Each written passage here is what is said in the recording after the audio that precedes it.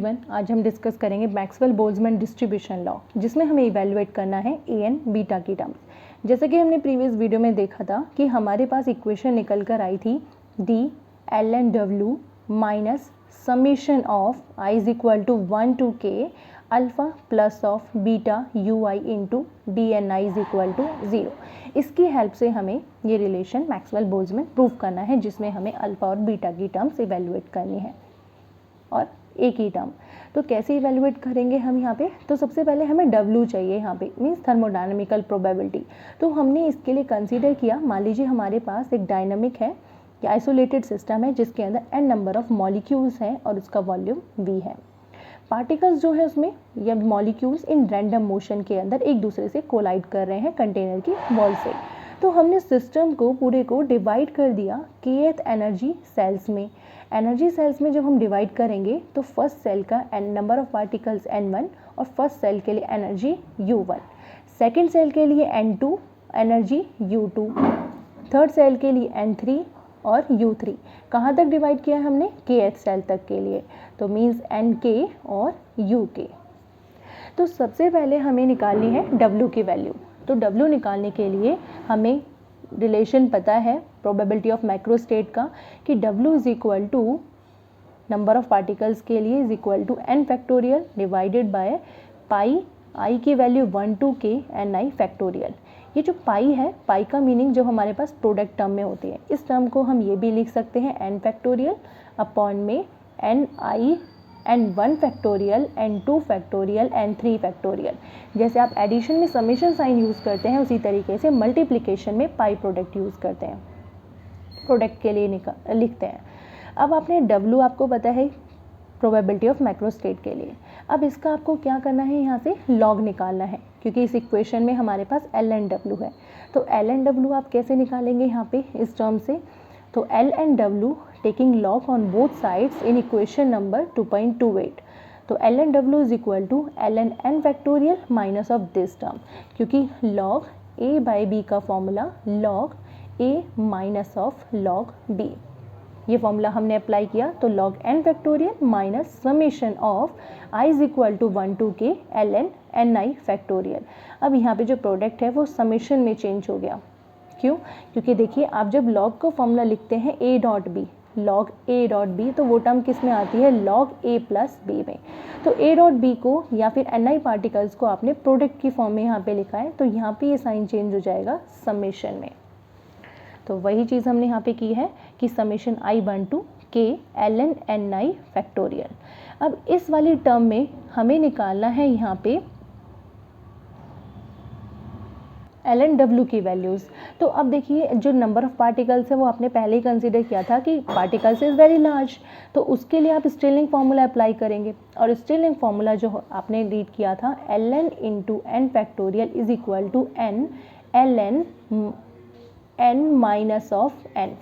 तो Stirling formula ये वाला है, यहाँ पे ये स्टेलिंग फार्मूला आपको इसमें अप्लाई करना है। तो एल एन एन फैक्टोरियल में आप अप्लाई करो तो ये टर्म हो जाएगी n l N n minus of n, minus again इसमें आप अप्लाई करेंगे समेशन ऑफ एल एन आई, तो summation n n i l N i minus of summation n i, summation में value i is equal to 1 to k। अब इस वाली term को हम कैसे सॉल्व कर सकते हैं? देखिए ये टर्म एज इट इज़ रहेंगी, ये वाली टर्म एज इट इज़। अब जो हमारे पास ये है, जो हमने अभी कंडीशन देखी थी कि टोटल नंबर ऑफ पार्टिकल्स को हम समेशन ऑफ एन आई की फॉर्म में लिख सकते हैं। तो n is equal to summation of I is equal to 1 to k n I.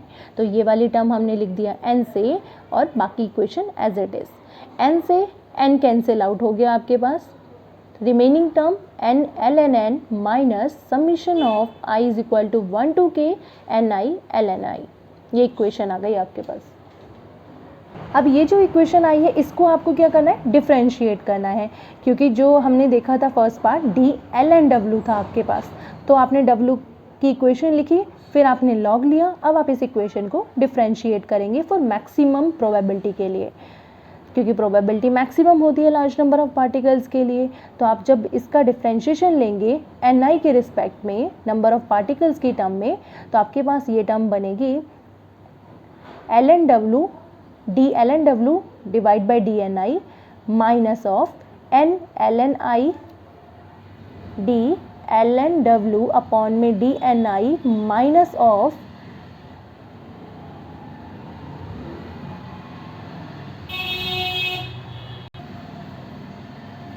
d ln n upon में dni एन आगे minus summation of ni ln ni किसके रिस्पेक्ट में डिफ्रेंशिएट कर रहे हैं ni के रिस्पेक्ट में।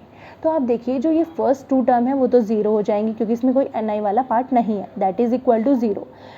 यहाँ पे n नंबर ऑफ पार्टिकल्स है, ni वाली टर्म्स नहीं है तो ये भी टर्म ज़ीरो हो जाएगी, माइनस ऑफ ni इस वाली टर्म में है। तो हम यहाँ पे इस इक्वेशन को डिफ्रेंशिएट करेंगे तो u और v वाला प्रोडक्ट a डॉट b वाला फॉर्मूला अप्लाई करेंगे डिफ्रेंशिएशन में। तो आपके पास first particle as it is, second particle का डिफ्रेंशिएशन, तो ni as it is, second का डिफ्रेंशिएशन ln i का 1 अपॉन ni इंटू dni। फिर आपके पास सेकेंड एज इट इज़ और फर्स्ट का डिफ्रेंशिएशन, तो ln i as it is और dni, तो ये टर्म आ गई डिफ्रेंशिएशन में। अब डिफ्रेंशिएशन के बाद जो टर्म आई है समेशन के दोनों से मल्टीप्लाई करो आप, minus i is equal to 1 to के d N i l N i minus summation i is equal to 1 to के डी एन आई। अब आपने देखा था कि ये जो इक्वेशन आई है कि अभी यहाँ पे एन आई की वैल्यू आपने एन पुट की, लेकिन जब आप इसका डिफ्रेंशिएशन लेंगे एन आई पार्टिकल्स का, क्योंकि नंबर ऑफ पार्टिकल्स तो कांस्टेंट होते हैं और जब नंबर ऑफ पार्टिकल कांस्टेंट है तो आप इस टर्म का, आपने इसको ये लिखा था तो डी एन आप ये लिख सकते हैं summation of D N i 1 to k, और ये term number of particles constant, तो this term is 0 is equal to summation of D N आई, तो ये टर्म यहाँ पर क्या हो जाएगी 0 के इक्वल। तो आपके पास सिर्फ जो टर्म रह गई डी एन आई इंटू एल एन एन आई, ये रहा कि D N is equal to D N I is equal to 0, उसमें पुट किया हमने तो हमें ये टर्म्स मिल गई। तो वहाँ पे जब हम पुट करेंगे तो हमें ये वाली इक्वेशन मिली थी जब डी एन आई की वैल्यू हमने 0 पुट की। अब इस इक्वेशन जो हमें ये वाली मिली है, अगर हम इसमें टोटल एनर्जी वाला पार्ट देखें तो टोटल एनर्जी हमने कैसे फाइंड की थी, यू आई इंटू, तो total energy state of system आप कैसे लिख सकते हैं, summation of U I into D N I is equal to 0। तो हमने इक्वेशन निकाली थी कि नंबर ऑफ पार्टिकल्स में अल्फा की मल्टीप्लिकेशन और इस एनर्जी वाली स्टेट में बीटा की मल्टीप्लिकेशन। तो देखिए जो इक्वेशन थी आपके पास ये वाली, इसमें आप अल्फा की मल्टीप्लाई करेंगे तो alpha of D N I plus इस वाले टर्म में बीटा की मल्टीप्लिकेशन करेंगे प्लस ऑफ, अब जो आपके पास इक्वेशन निकल कर आई l N I into D N i. इन तीनों इक्वेशन को आपने कंबाइन कर दिया, यहाँ पे कंबाइन करने के बाद समेशन साइन मैंने कॉमन ले लिया, डी एन आई इसमें से कॉमन ले लिया, तो आपके पास term remaining term alpha plus beta you i plus L N N आई। तो आप यहाँ से जब एन आई की वैल्यूज़ निकालेंगे नंबर ऑफ पार्टिकल्स की, तो आप कैसे निकाल सकते हैं, l N I plus alpha plus beta you I is equal to 0। तो L N I is equal to ये term left right hand side में minus alpha minus beta you i. तो अब आपके पास यहाँ पे लॉग है और यहाँ पे लॉग टर्म नहीं है, तो आप क्या कर सकते हैं, जब भी लॉग कैंसिल करना हो तो एंटी लॉग ले लीजिए। आप एंटी लॉग लेंगे तो ये टर्म यहाँ पर किस में चली जाएगी, एक्सपोनेंशियल पावर में। तो जब भी आपके पास लॉग लेफ्ट हैंड साइड में है तो ये टर्म आप सॉल्व कर सकते हैं, N I is equal to log यहाँ से हट के किस में चला गया, एक्सपोनेंशियल में। तो ये दोनों टर्म आपके एक्सपोनेंशियल की पावर आ गई, ई की power minus alpha minus beta you i. तो ई की पावर ए माइनस बी आप लिख सकते हैं ई की पावर ए डॉट ई की पावर बी, मीन्स ई की पावर ए इंटू ई की power b is equal to ई की पावर ए प्लस बी। तो आप यहाँ पे हमने कंसीडर कर लिया कि ई की power minus alpha that is another constant term and into e की power minus beta you i, तो दैट इज आपके पास निकल गए number of particles in different energy levels के लिए, क्योंकि बीटा यू आई जो है वो एनर्जी के लिए रिप्रेजेंट करा क्या है। तो नंबर ऑफ पार्टिकल्स और एनर्जी के बीच में अगर हम ग्राफ देखें तो हमारे पास n i on y axis and u i means energy जो है एक्स एक्सिस पर। तो ग्राफ जो है एक्सपोनेंशियल जो डिस्ट्रीब्यूशन है मॉलिक्यूल्स का वो क्या होगा, डिक्रीज होगा एक्सपोनेंशियल विद एनर्जी यू आई के साथ। अब जो ये इक्वेशन आई है 2.35, इसमें से हमें कैलकुलेट करना है ए और बीटा की वैल्यूज़। तो ए और बीटा हम कैसे इवेलुएट कर सकते हैं, तो इसी इक्वेशन का हम यहाँ पे यूज़ करेंगे समेशन। अब हमें ए इवेलुएट करने के लिए हमने क्या किया, जो इक्वेशन अभी फाइंड की थी उस टर्म का हमने समेशन ले लिया कि n को हम लिख सकते हैं summation of ni, total number of particle system is constant, तो a e की power minus beta ui summation में। अब ये वाली टर्म हमारे पास जो है सम ऑफ द स्टेट को रिप्रेजेंट कर रहे हैं, तो हम यहाँ लिख सकते हैं कि n जो है वो किसके इक्वल है, a z, या फिर आप ये भी बोल सकते हैं N I is equal to a e की power minus beta you i जो आपने इवेल्युएट की थी। इस टर्म को आप यहाँ पे पुट कर लीजिए जेड, जेड मतलब सम ऑफ द स्टेट, तो N I is equal to A Z, तो आप निकाल सकते हैं ए की वैल्यू, तो ए आपके पास आ जाएगा एन आई अपॉन में जेड। एन आई हमने इसे एन आई को एन में इसलिए कंट्रीब्यूट किया है क्योंकि हम total number of particles evaluate कर रहे हैं, तो टोटल नंबर ऑफ पार्टिकल्स निकालने के लिए हम समीशन लेंगे और वैल्यूज़ को चेंज करेंगे।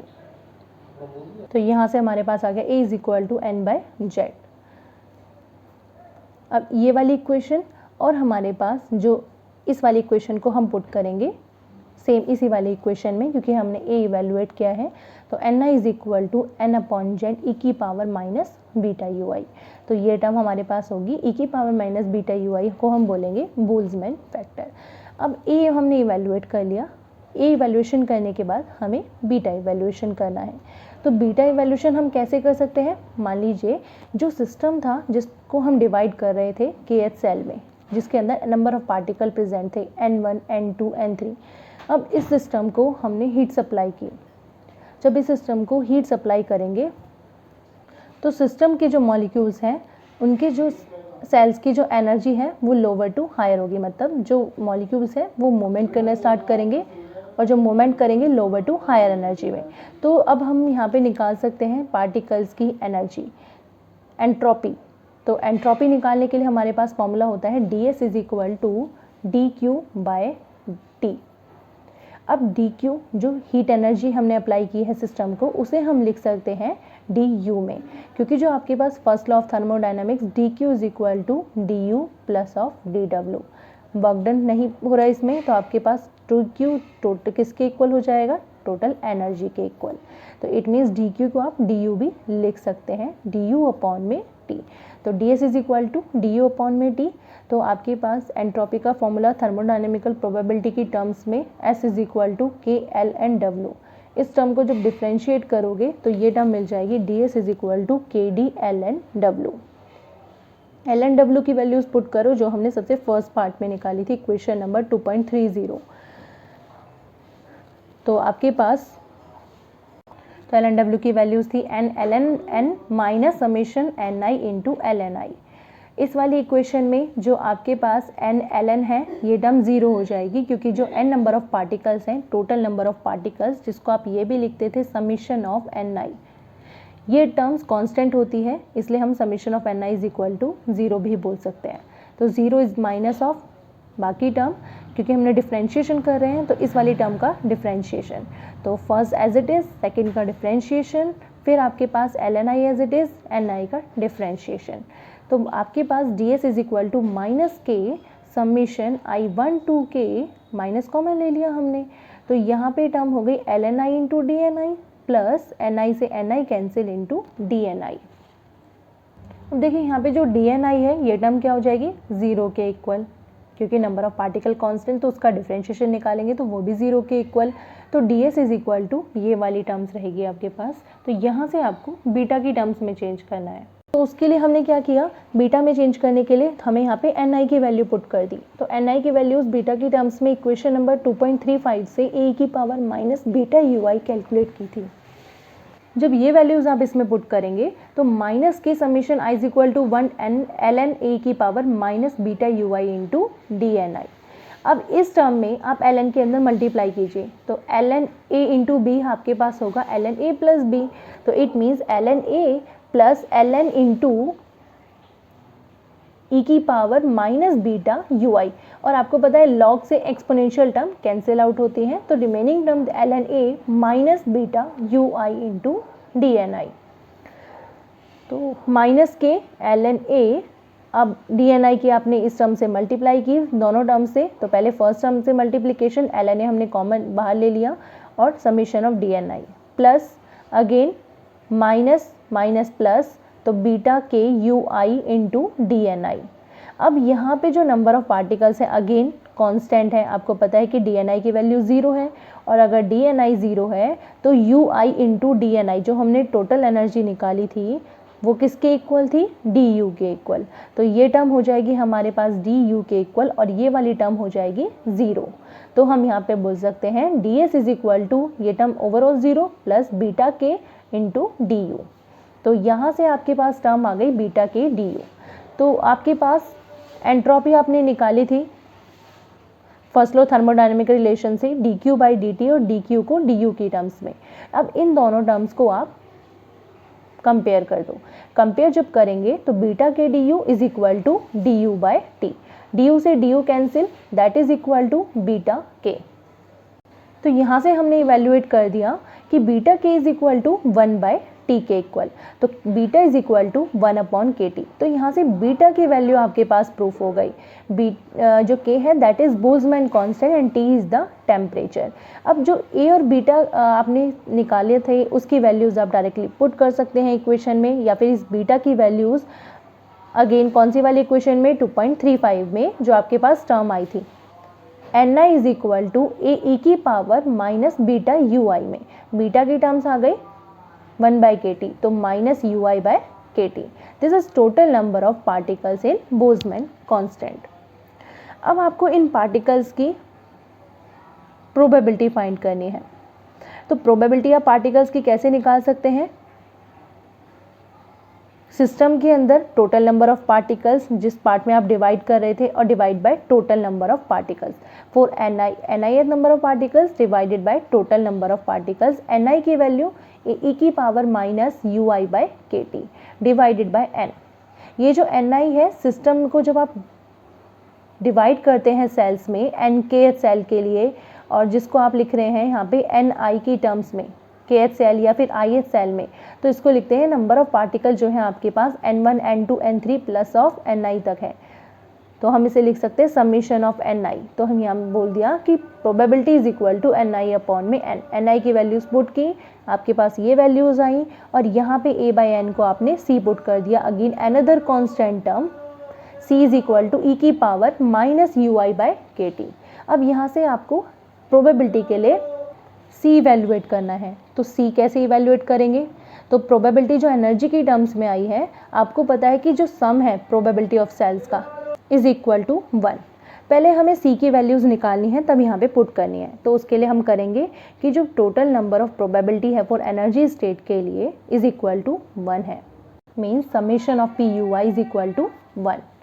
और तो आप बोल सकते हैं कि जो summation of P U I है, अभी आपके पास जो वैल्यूज थी सी की power minus U I by K T is equal to 1, तो यहाँ से सी वैल्यूएट करेंगे तो 1 अपॉन समेशन ऑफ ई की power minus U I by K T.